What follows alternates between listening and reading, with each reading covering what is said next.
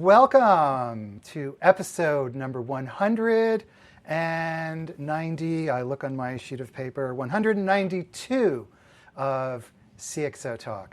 I'm Michael Krigsman, and CXOTalk brings together the most innovative people in the world who are focused on digital disruption, digital transformation, and the impact of technology on organizations and on society. Today's show is really a special one. We're talking about the impact of the events of September 11, 2001 on our notions of disruption, our notions of organizational resiliency and leadership. And we actually have three guests today. And let's start off, and I'll ask each of them to introduce themselves in turn.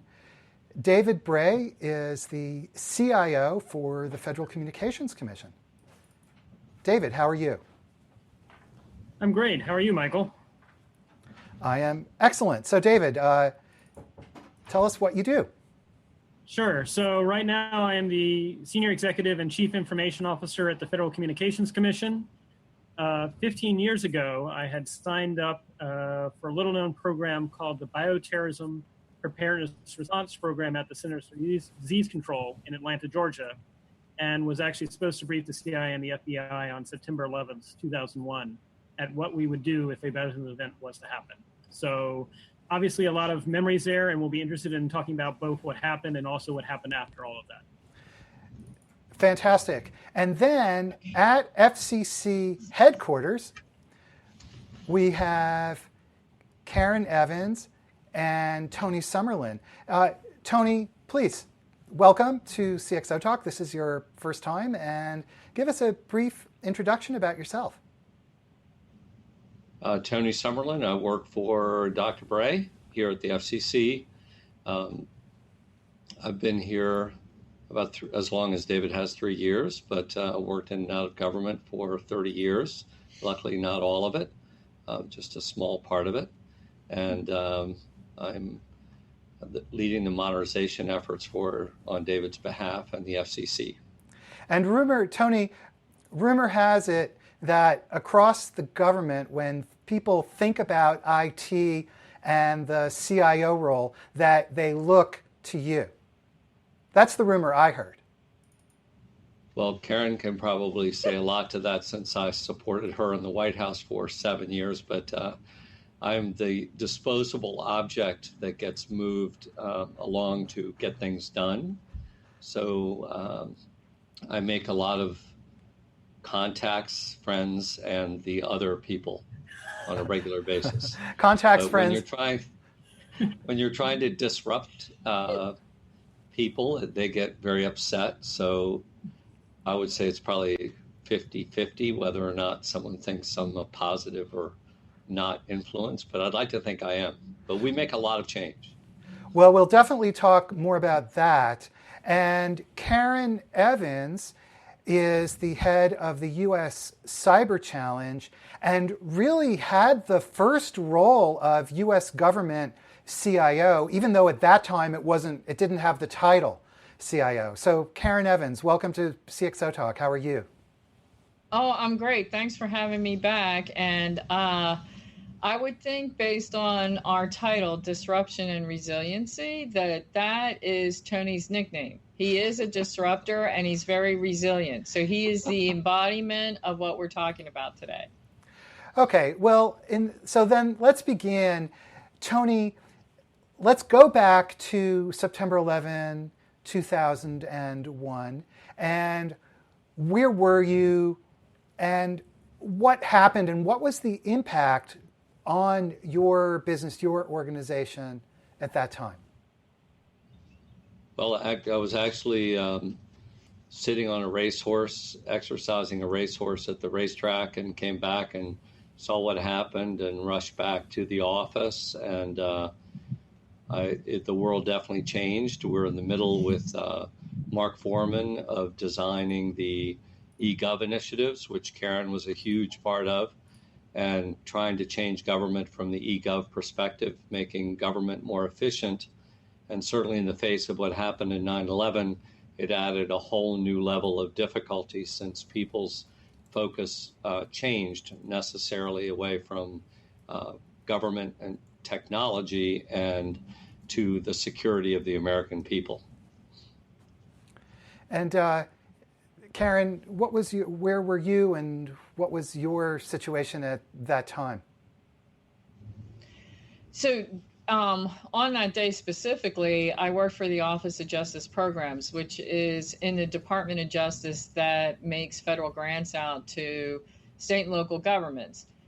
The task force that Tony's talking about, I think it's really key, especially since we're talking about disruption and resiliency, because that really is what Mark Furman was attempting to do, to use technology to disrupt the federal government services, make them more resilient. But my particular area in that was working government to government. And we had one called disaster assistance, disaster benefits, but it was very focused at that point on physical types of things like hurricane storms.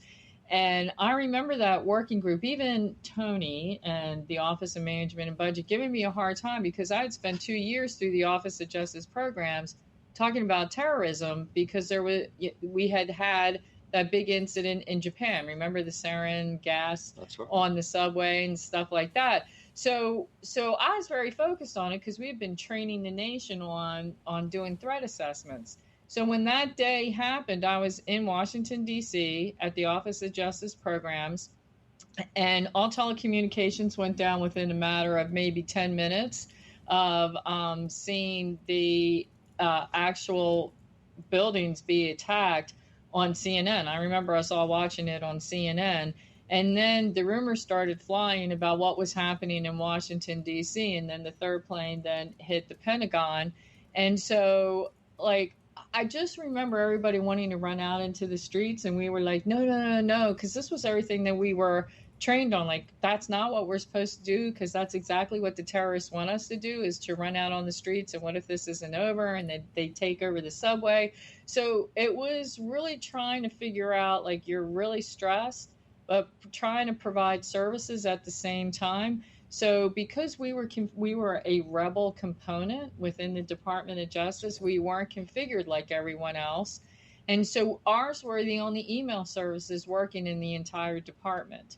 And so we were actually the ones that had to communicate with everybody else outside of the department to be able to mobilize the things that had to happen between the FBI, the White House, the Office of Victims of Crime. And we actually went into the mode of implementing our plan because it was happening live. But I will tell you, on a side note, we were still getting emails from the task force group, like Tony and those guys.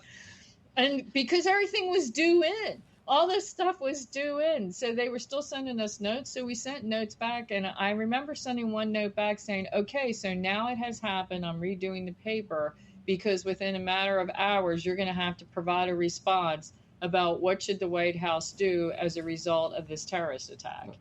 That's right.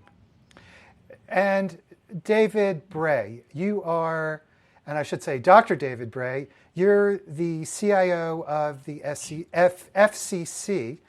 And give us your historical note on what happened, where were you, what were you doing at 9/11, and then we'll talk about some of the lessons learned.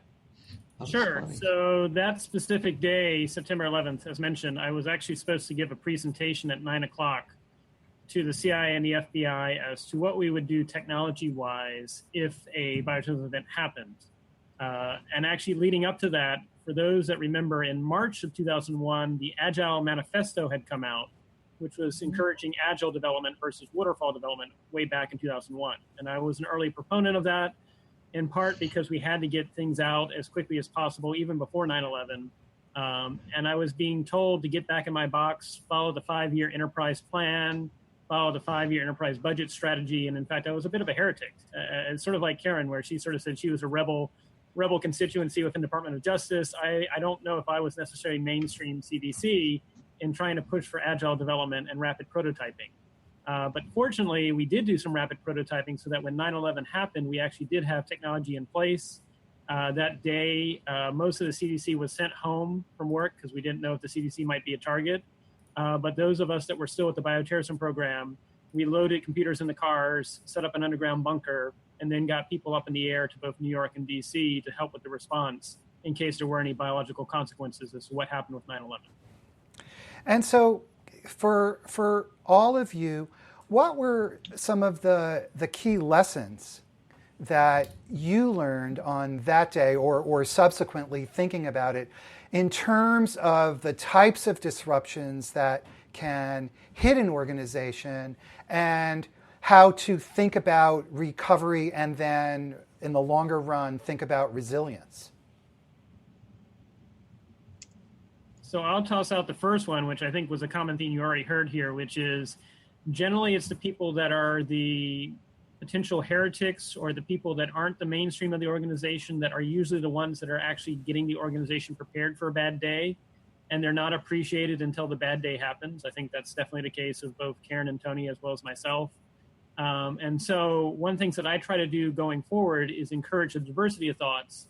And if everybody's thinking the same thing, try to find someone who's not thinking the same thing, because that'll actually help increase both the cognitive diversity of the organization and of the group, but also make sure that we're prepared and looking at things from all angles should a bad day happen. So Tony, diversity of thought, that seems like a key attribute in the long run of creating resiliency, cognitive diversity, David just said. Oh, there's no question. I mean, the diversity of thinking, and that's one of the things we learned, as Karen pointed out, we learned that in a very big way during the eGov initiative. If we hadn't had those, how many, 100 people? 100 people. 100 people narrowing down to 24 eGov initiatives, and the diversity of thinking was essential in the way we approach things. And without that, I don't think we would have gotten very far. I mean, the traditional thinking was only going to give you the traditional answer. So I think that was the genius of putting it together in that form. But one of the other parts that worked really well is all these people existed in government. Nobody flew them in from the West Coast or from overseas somewhere. They all exist in government. So you didn't need anybody else to come in to tell them what needed to be done. They all knew it. They just needed a platform and an audience and a vehicle to get things done. And the group did extraordinary things. I mean, there was no question that what was pushed out during that time, considering that this was all being done in the face of a new threat that the United States had never known, was extraordinary. And I think that Mark and especially Karen, with their 7 years of pushing this forward, if you look at everything that was pushed forward during that time frame, it was pretty extraordinary in the face of everything that was going on globally. Karen, please, you're going to, go ahead. Well, I was going to jump in a little bit about the difference of the thought and how to do this and build a little bit off of what Tony said. And a lot of this, I think, really comes down to the people who have to keep the trains running. Like if you come out of operations and you only have to fail once somewhere along the line in your career, and you figure out, you go through every scenario that could possibly happen so that you can then provide the services. And so that might make you a rebel, like David is saying, thinking about, okay, well, waterfall wasn't working, so let's switch to agile because this is going to happen. Well, it's really very scenario based. And if you come out of an operations background, you go through every scenario up to the point about what if the world comes to an end and the government still exists. And that's scenario type of things that the federal government employees actually work through and say, okay, and what services would you need to have should this catastrophic event happen? Because it's always about, we call it coop and cog in the federal government. It's, and so it's the continuity of operations and the continuity of government. So what do you have to do to keep operations going? And then what part of government continues to run? And so we're kind of programmed under coop and cog. What happens within an hour, and then what has to happen 30 days in order to keep the country stable.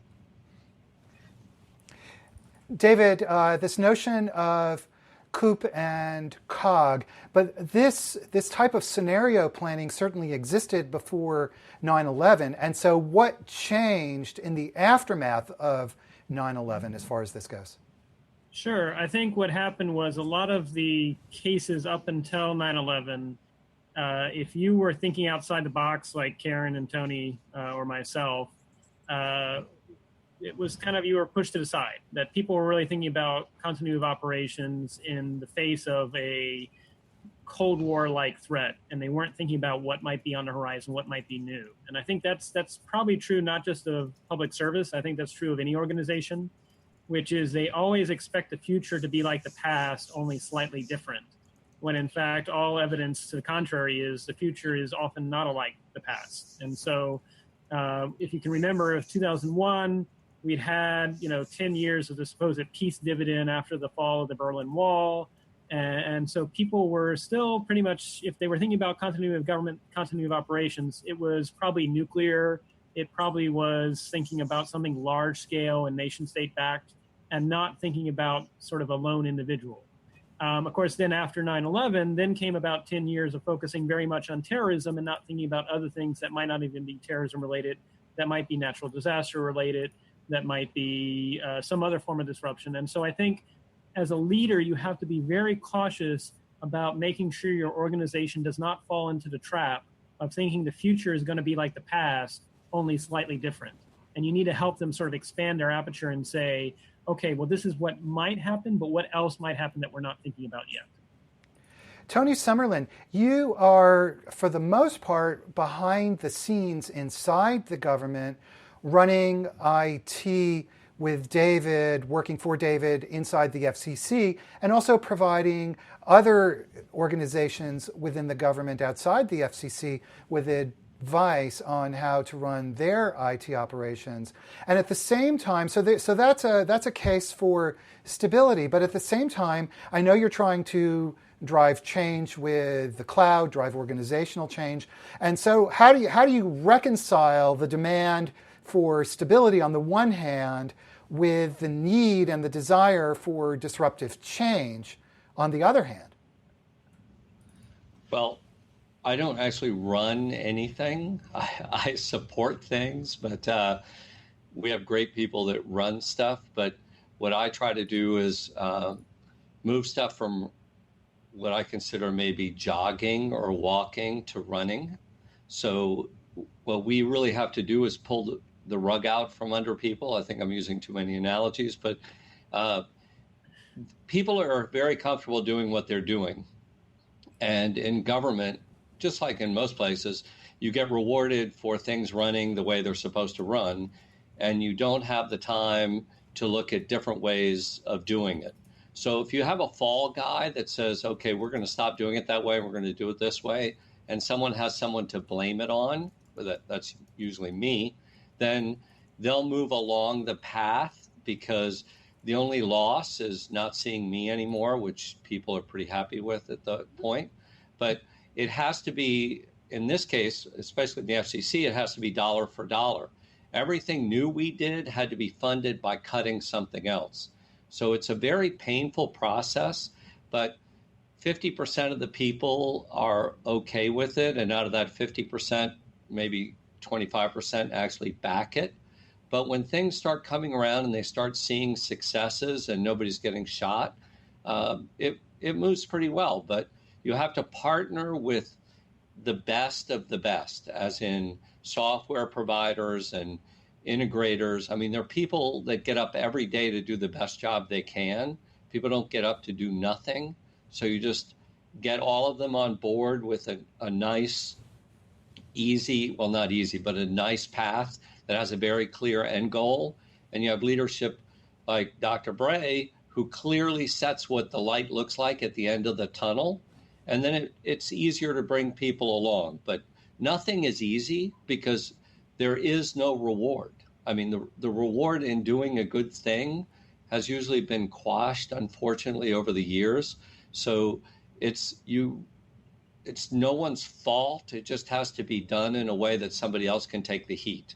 And luckily, our chairman and Dr. Bray and our managing director are all willing to take the heat.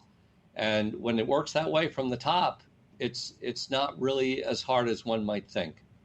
Well, of course, there is that old saying that says, no good deed shall go unpunished. True.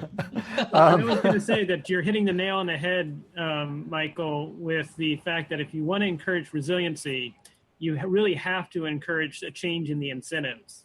And as Tony was pointing out, there's really no reward for taking risk in public service. And that's okay. That just means that those of us that want to do it for something other than some tangible reward. We want to do it to try and actually make a positive difference to the world or the nation. Well, see, so then I would argue that is the reward. Yeah. And so when you look at public service and you look at what is the motivator and how to create an environment where disruption is appreciated, because you're talking about, like, how do I bring in new technology? How do I integrate new processes? How do I change things? And that reward is, in the long run, you may not necessarily be rewarded in the short run, but in the long run, you're rewarded, because I look now and I see a lot of the things that we were pushing really hard for that I had my butt handed to me more times than who knows what, but the nation is doing it now. I mean, there's the embrace of things. I mean, I can't go, and so I'll share this one little thing. This is kind of funny. I think it's funny. My husband says I have a techie sense of humor here, but my son just graduated with a public policy degree, and they were talking about the implications of different policies coming out of the White House. And they actually picked up one of these tech policies, which was mine, dealing with IPv6 and all this other stuff like that, right? And so that was a 3-year project. That was a 3-year project. But the point is that my son was in the class, and the professor was saying a bunch of different things. And so my son put his hand up and said, no, that's not the intent of the policy. And here's how it works. And here's what, and he went through this whole big process about why the White House does what it does to try to stimulate, the economy, to have a market, response. And he just kind of went, he goes, and how would you know? He says, look at the signature on that policy. And he looked at it, he says, that's my mom. And so he came back and he goes, I can't believe that the way that they're interpreting these things. And so that's the reward. It's not the instant gratification that we get in public service. It's when you know that you're making a difference, and it may not come back to you until 10 or 15 years later, like where we are today. It's 15 years after September 11th, and a lot of the things that we fought really hard and said needed to get in place are now in place. And so, there are things that the nation will never know, all the struggles that everybody went through to get them in place. But there is a lot of resiliency now in the infrastructure. We have a very interesting question from a regular listener, Arsalan Khan, who's asking on Twitter, are there incentives in place to encourage people in the government to think differently? So I would say sort of what both Karen and Tony was saying, which is, one, there's the long-term impact that you do get to see 10 to 15 years later, things that you worked on and pushed through to get done. But then, two, it is a responsibility of any good leader to try and actually push things forward. So I think both what Karen tried to do when she was in her role as federal CIO, my role as FCC CIO, is make sure, at least for those people that are on your team, you are rewarding them, even if the larger ecosystem hasn't taken that on. But I do think that's a larger conversation, which is, if public service was designed to be risk averse, partly because the founders didn't want it to change overnight, are there parts of it where maybe we need to give more license to taking risk and experimenting? But also it's partly, I would also say another reward of working in public service is you get to work with people like Tony and Karen. Tony is one of those wonderful sort of individuals that I don't think people really think of when they think of public service, in that he races horses, he races cars, he runs races themselves and marathons. He's fiercely loyal. And you talked about the balance between stability and disruption. Tony definitely would never take on a stability project. He'd get bored. But he's all about disruption. And I think that's one of the sort of untold stories about the people behind the curtain in public service. those are the people we get to work with, and that's itself a great reward itself. And we have another question from Twitter. I always like to take the questions from the audience because that's what's most pressing on their mind. And Chris Peterson is asking, is there a difference in change agents and pushback from political appointees versus government careerists versus before or after an election? Anybody want to take that one? So let me take that one, okay? Because having done them, having been on both sides, having been a career person for 25 years and then being a political person before I left, and David's still a career person, I think I should answer that question. So go for it. You're qualified. Yeah. So, there are different ways to lead. And the way to really think about this is that political leadership has short tenure. Career leadership, and if you thought about this as a project or a program, they're working on a program, and political leadership on short milestones along the way. And career leadership is in it for the long haul, right? So they're still striving to the same outcome, but one is making sure that everything continues on regardless of who's at the top.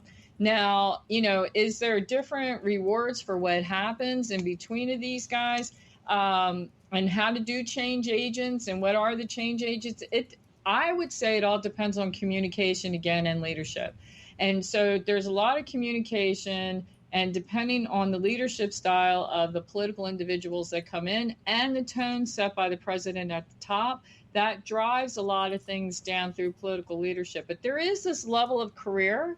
I call them the weebies, and they are categorized as we be here when you be gone.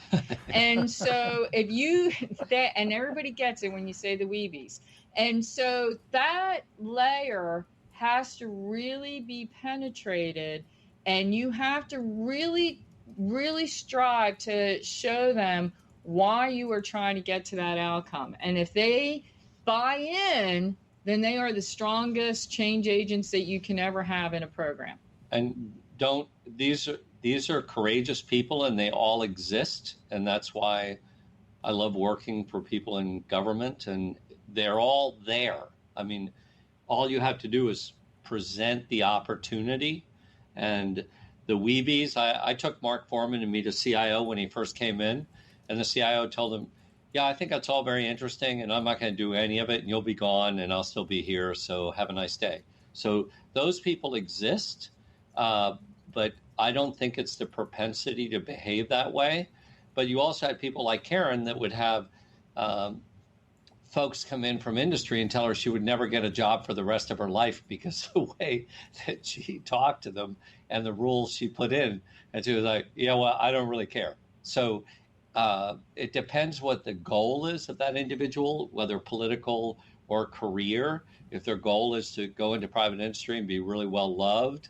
And there's some people, certainly like Dave Wintegren's a great example, Yes. that was a tremendous careerist who's fantastic in the private sector. So people can stick to their gumption and their notions and do the right thing and get great jobs leaving government. So it's a tenuous line, though. I mean, I watched Karen get her butt kicked a bunch of times by government and industry.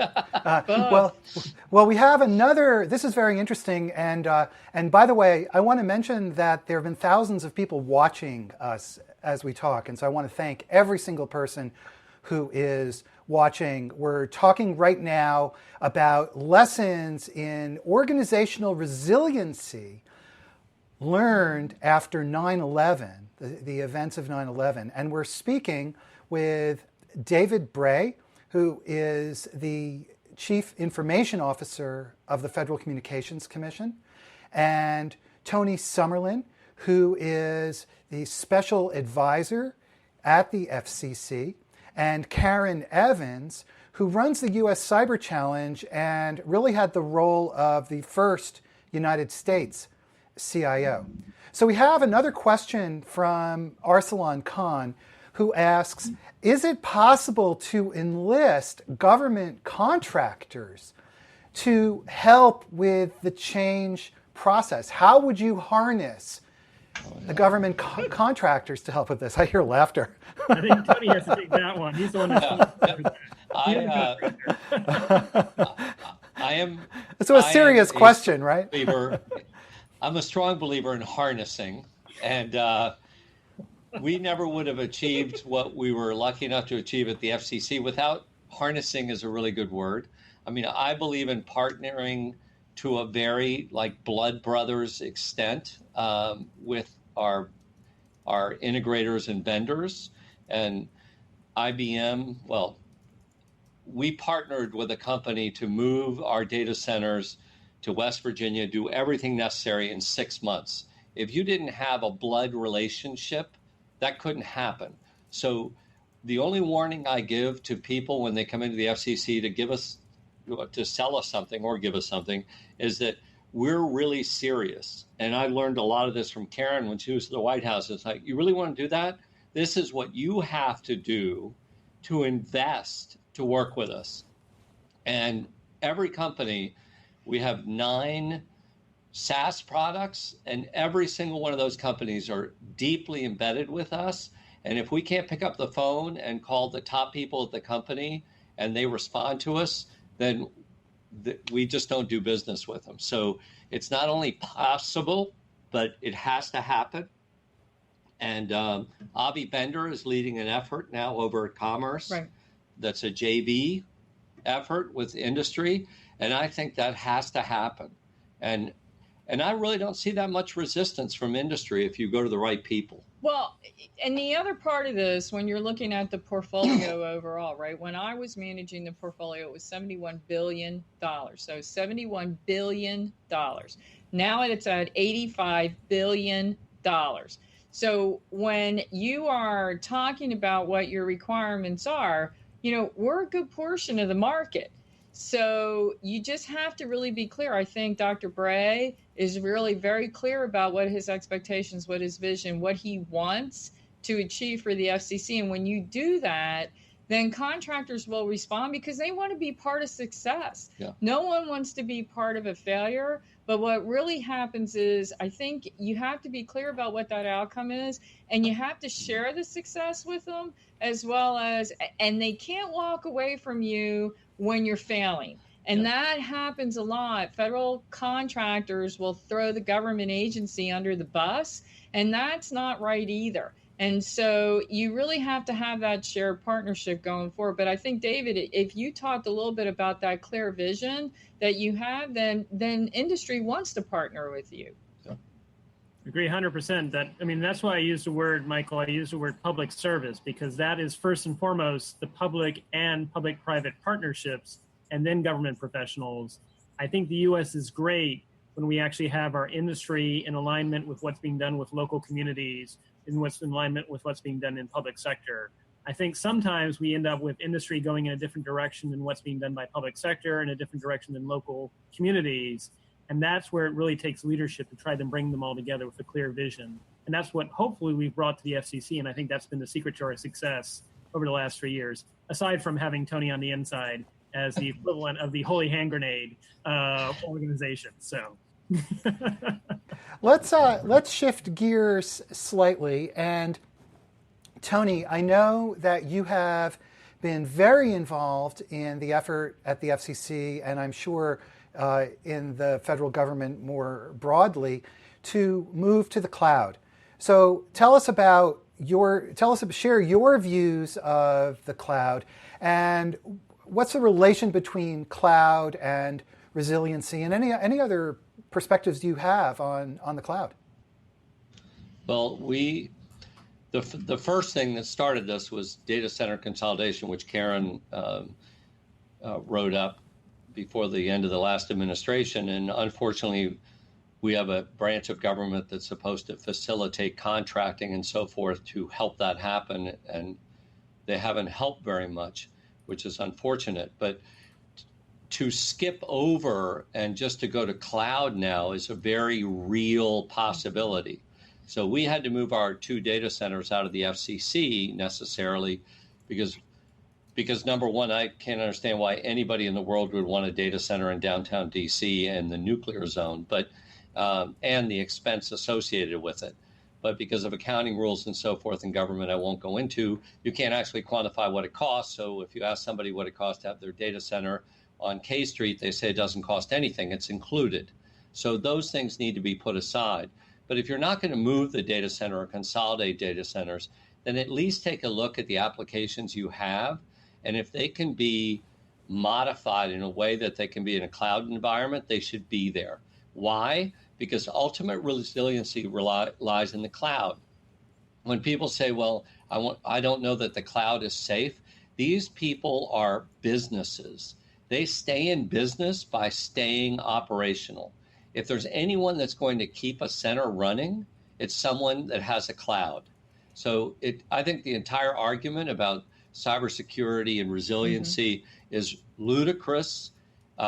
Comparing a data center to a true cloud environment, another form of data center, but a true cloud environment where you're slicing and dicing applications and you're slicing and dicing space and storage, is so much more resilient than anything any agency could afford, even DOD.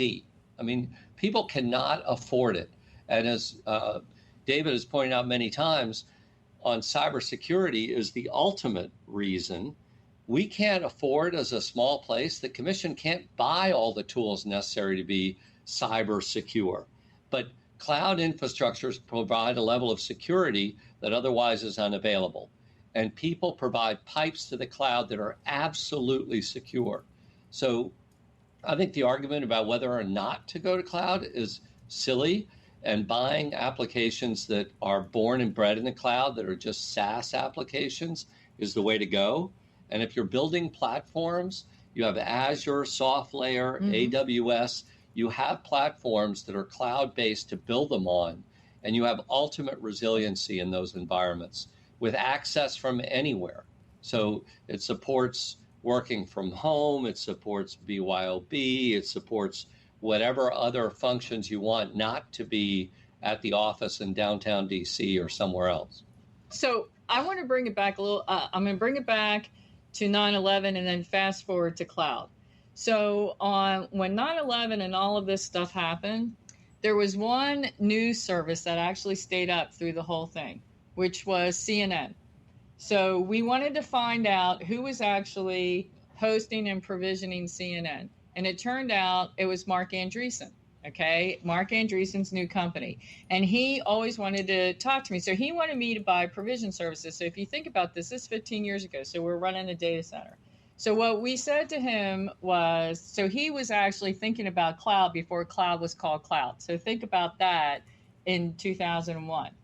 Well, the other part of that was we said, you know what we're really interested in? What software were you using to provision as fast as you were provisioning, given how you had to scale up and surge in order not to go down? So he told us, I said, would you sell that to us? So they started thinking about it, repackaged it, and that's Opsware that he ended up spinning off, selling out, but he was working on cloud. So now come fast forward to cloud. So Tony's talking about apps and all this other stuff. People are looking at it because of the argument. To me, there is the enablers. I'm at the point where, like, you don't even need a data center anymore. We shouldn't be talking about data center consolidation. It should be data center closure. So if you look at this administration's policy, it actually talks about data center consolidation and closure now, because for resiliency and disruption, you want to go. So retooling applications, and then you talk about government contractors and industry responding. There's technology out there right now that knows that all these organizations, what's prohibiting them from going to the cloud is app re-engineering. So they're actually coming up with technology so that you don't have to re-engineer your app, that you can take advantage of the cloud, and they're going to be right in the middle. And to me, I think we're going to bypass this whole argument about the apps and the cybersecurity, and we're going to end up buying this one little, I think, like a connector. But this technology in there, and industry is responding to that. And it's going to be both in private industry as well as public sector. And I think that's this disruption that's going to happen in the next maybe I'd say 12 months to 18 months, you're going to see that type of technology come out that's going to allow us to just fully take use of cloud. So yesterday on the Oracle earnings call, Larry Ellison made the comment that on-premise is here. We're going to have, the comment he made was coexistence will be in place for the next 10 years between on-premise and the cloud. Yeah. Possibly. Well, I think possibly. On-premise should be dying. It should be a slow, ideally faster death than some people are predicting, because I think if you're on-premise, you can't be fast. I mean, one of the biggest advantages we got by moving to the cloud at FCC was you'd asked us to stand up a new application in the past, it would have taken 6 to 7 months to do the procurement and get a working prototype. Now with software as a service, we can get a new application prototype in less than 48 hours. And so that's the biggest advantage. And so any organization that tries to do things on-premise, you better be okay with not being fast. And I don't know how many organizations are okay with that. Then the second, as both Karen and Tony mentioned, is you do have to have the resiliency. What do you do when there's a surge? Both a surge because more people want to view things or there's more traffic, but also a surge because maybe there's the distributed denial of service attack. And so again, I don't see the value of on-premise. And then finally, just the effectiveness that really you get more money focused on development versus trying to maintain systems. Here at the FCC, we were spending about 85% and growing of our budget for IT just to maintain our systems. Now it's less than 50%. So I would actually say, and this is not just true for public service, any company looking at how they want to exist in the next year or two, you should be 100% public cloud. I don't know why you'd want to do anything on premise. Maybe the only thing is right now that's holding you back is you can't move your existing sunk investments in legacy applications. But that's where you get to Karen's point, which is there are companies that are coming along that will allow you to jump much faster to getting off those legacy applications to the cloud. Yeah, and we're working at the FCC, we're working with companies that are willing to take our kit out of the building, move it to their cloud environment, and start translating our apps all as part of a service.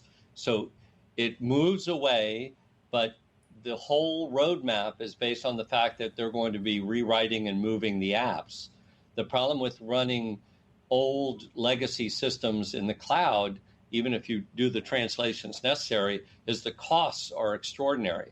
But even Tony Scott gave a speech, he said, and someone challenged him on the cost differences. He said, it's not about cost, it's about agility and resiliency, and you'll never get them in your data center. Okay, so we have just a couple of minutes left, and this has been a very interesting discussion of the cloud. But why don't we, in our last few minutes, let's just go around the virtual room, as it were, and each of your final parting thoughts on maintaining resiliency and the role of leadership in that. So, David, shall we start with you? Sure. So one thing I want to say just real quick on the cloud conversation, I would love to see a virtual conversation between Mark Benioff of Salesforce, CEO of Salesforce, and Larry Ellison. That would be a fun cloud versus on-premise discussion that I would pay money to see. Because I think they have definitely strong views. But the one closing thought I would lead is, as I already mentioned, it takes leadership. It takes leadership that can help create incentives for your team to think differently, to act differently, because it's not just enough to just think differently, and really encourage the risk takers to look outside the box and say, well, every day right now it looks like things are being okay. What are the things that we're not thinking about that's on the future that may be a disruption like a 9/11-like event, or maybe the disruption because the marketplace may change or our customer base might change. We may have a disruption of that sort. And that's where you really want to have people thinking differently. Specifically for public service, I think we really need to have a strong conversation that brings together Congress, brings together the executive branch, brings together industry, the private sector, and communities, because right now there are things such as encryption debates, such as debates about bio and things like that, where really we're going in different directions, yet I think at the end of the day, we all want to see the same thing, which is a safe, secure, free, and private, well-being of the United States and as the world. So can we have a conversation about how we can continue to be resilient, in an era in which technology is moving forward exponentially. Fantastic. And Karen Evans, very quickly, your final thoughts on resiliency and leadership. I think if you want to have true resiliency, it requires leadership and the adoption of disruptive technology and innovation, because you can't have the resiliency without innovation, because everything David's talked about is innovation of thinking, which requires the leadership to allow it to be embraced in the organization. Okay. And I couldn't agree more. Tony Summerlin, our chairman, I was going to say, you get the last word. Our chairman is a courageous guy. When we moved our data centers and we went offline, they tried to attack him on the Hill. He said, I absolutely refuse to apologize because it's what had to be done and it's the right thing to do. There are pain points. I mean, there are pain points, but it has to happen. And unplugging people is always unpleasant. But there are plenty of technologists out there to help. And I think there are plenty of people in government and elsewhere that have their heart and soul in making a change. The incentive should be the outcome. I don't think these pay things or anything like that will help. And I think what the government has to do in particular is not provide disincentives. Mm-hmm. And other than that, just letting people move forward with their thinking. I'm a consultant. Most places I go, people already know what they need. They just need somebody to tell it. Okay, so giving people the freedom to solve the problems in the right way. And so you're a positive, very positive person, aren't you? You're an optimist. Me? I am, yeah. I wake up every day totally paranoid, but very optimistic. Yeah, he's a disruptive optimist. I like that, a disruptive optimist. And on that note, it is time to end this very interesting conversation. And it just flew by. And I'd like to thank the thousands of people who have watched this show today. And special thank you to our guests. You've been watching episode 192 of CXOTalk. And today we've been speaking with David Bray, who is the Chief Information Officer of the Federal Communications Commission, Tony Summerlin, who is Special Advisor at the FCC, and Karen Evans, who is the leader of the U.S. Cyber Challenge and was, in fact, the first person in the CIO role for the United States federal government ever.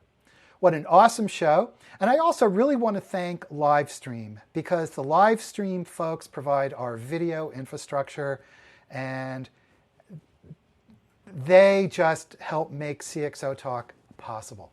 So thank you to Livestream, thank you to everybody, and we'll see you next time.